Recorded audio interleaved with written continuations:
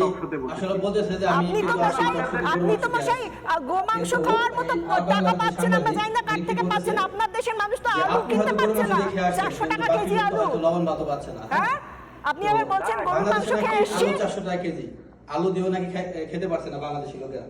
তো আমি আপনাদেরকে দেখাবো, আমি আপনাদেরকে দেখাইতেছি যে আমার হাতে দেখেন আলু, ঠিক আছে? বাংলাদেশে এখন বর্তমানে 20 টাকা কিলো আলু, বুঝছেন?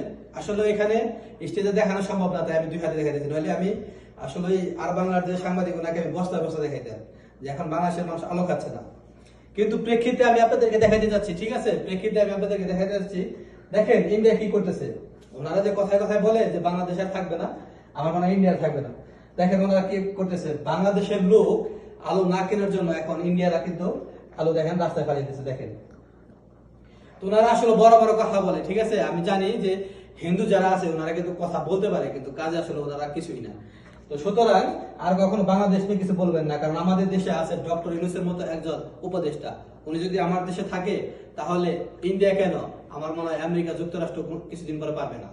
সুতরাং দর্শক, যদি ভিডিওটা ভালো লাগে, যদি আপনি ইন্ডিয়ার পক্ষে কথা না বলেন বা ইন্ডিয়ার বিরোধিতা করেন, যদি বাংলাদেশের সাপোর্ট দেন, তাহলে অবশ্যই ভিডিও শেয়ার করবেন এবং লাইক করবেন, কমেন্ট করবেন।